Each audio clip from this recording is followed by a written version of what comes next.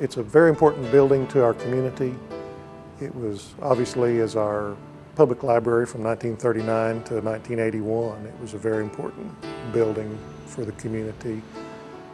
As the Arts and Heritage Center, it's been an important building for cultural and educational activities. Lots and lots of events, cultural events, plus weddings and all kinds of meetings have taken place there.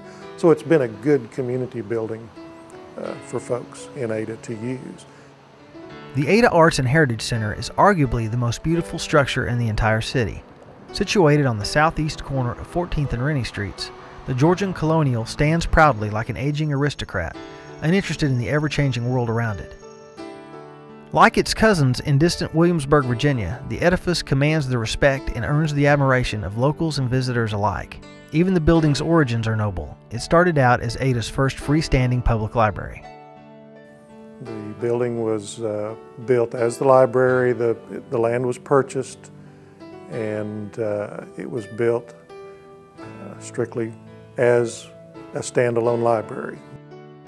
The first contact that I had with the library is when I came here and started practicing law in 1958. And the library, that was the Ada Public Library then. And shortly after that, we moved the Pontotoc County Law Library up into the upstairs portion of the library. And I remember Jim Gassaway and I spent a good part of a weekend putting books up in the shelves up there, and so it was used as a public library. In 1934, the Ada Jaycees named a committee to investigate the feasibility of building a city library. The committee discovered that Ada was the only city in Oklahoma with a population of 5,000 or more without a library. Upon learning that, Ada News reporter Ferdy Deering began pressuring the city of Ada to follow its 1912 charter and appoint a library board. It did, and the drive for a library began. In 1935, a corner of the old City Hall Auditorium, which is now the downtown fire station, was renovated and became the first site of Ada's public library. Citizens donated books and city leaders allocated funds to jumpstart the library. The new library was a big hit, and in no time there was need for more space. The city contacted local architect Albert Ross, who had designed Irving School on Oak Street and would later design Ada's famous Sugg Clinic. He was very prolific. He actually designed, I think, almost 100 buildings throughout his career. I think the Arts and Heritage Library building was probably the most well-known of his buildings. The Ross designed library cost $65,000 to build. $35,500 of that was paid for with a municipal bond, and the remaining $29,500 was covered with a government grant. The new library included 5,162 square feet above ground and a 1,767 square foot basement. On April 23, 1939, Ada Mayor Bill Crawford hosted a grand opening. More than 1,500 citizens turned out that day. Within months, the library boasted an inventory of about 4,500 books. The library remained one of the most popular sites in Ada for the next several decades, but an ever-increasing book volume and heavy foot traffic were taking a toll. In the 1970s, structural damage began to become evident. It became clear that the building could not continue to serve as the city's library. The point was driven home in August of 1976 in a letter written to the city by the Oklahoma Department of Libraries. This building is grossly inadequate to serve citizens as a library. The basement is damp. The entire building is bursting at its seams and is in a damaged state due to the shifting of the site and leakage damage. The building was not constructed properly to bear the weight of the book stock, nor is it laid out properly by today's standards for patron use and supervision. We recommend that no consideration be given to remodeling and adding to this building for continued use as a library. Oklahoma Department of Libraries, 1976. A search began for a new library building in sight. The city found one just 2 blocks north. The Montgomery Ward building was purchased at 12th and Rennie. The city had been looking for a new library location because the weight of the books in the original library had caused some foundation problems, and it was settling, and there was actually the building in its present use had been condemned, and they needed to find a new location. Montgomery Ward building became available. It was renovated, and then the process began to look at a new use for the the library building. The Oklahoma Department of Libraries approved the new location, which would become home to the Ada Public Library just 3 years later. Notably, the old library building, still not designated as the Ada Arts and Heritage Center, was named to the National Register of Historic Places in 1978, the same year the new library site was purchased. And it was a good move for both the public library and for the Ada Arts and Heritage Center too, because we now have a beautiful building over there that's available for the arts and for various public functions. The city suddenly found itself with an historic structure without a purpose, but there were people in the community who understood the importance of continuing to use it. With its elegant design and excellent location, it would soon become a natural host to the city's arts community.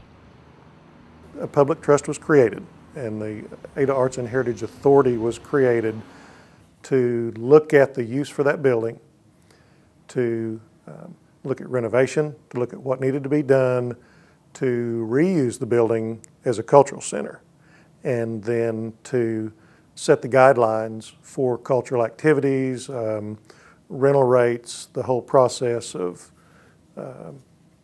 reservations and all of that, furnishing the building.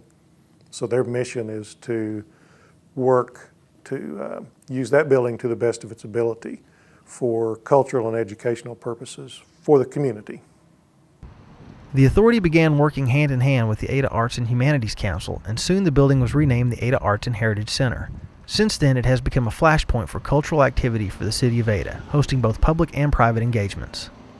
It's a place to go and see the fine entertainment that we have. Storm Strickland Thompson has been manager for the past few years, and she's developed a program called the First Friday, when you have various performances accomplished by people in this area. We really have some good talent here in Ada.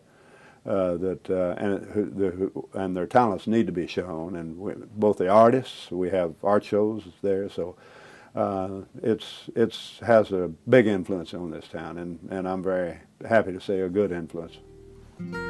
In the past year, the Ada Arts and Heritage Center has undergone some much needed renovation. The idea is to preserve the beautiful building for generations of Adans to come. Well, we've worked with Arts and Heritage Authority to basically go in and renovate the exterior and interior. There's been a new roof put on. We're trying to do it as historically correct as possible. The existing tile roof was taken off and all of the underlayment fixed. It was put back on, so it is historically correct. Then the exterior of the building was the first thing we did was go in and stabilize the footings, do foundation repair, brought everything back up to the grade it was supposed to be.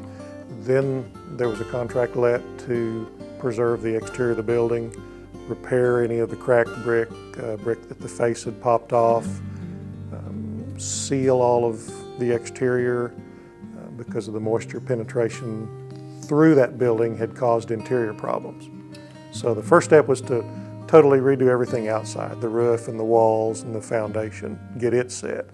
Then at that time, we went in and re-stuccoed the interior of all the rooms, upstairs and the main room. And then everything was painted, all the rooms were painted.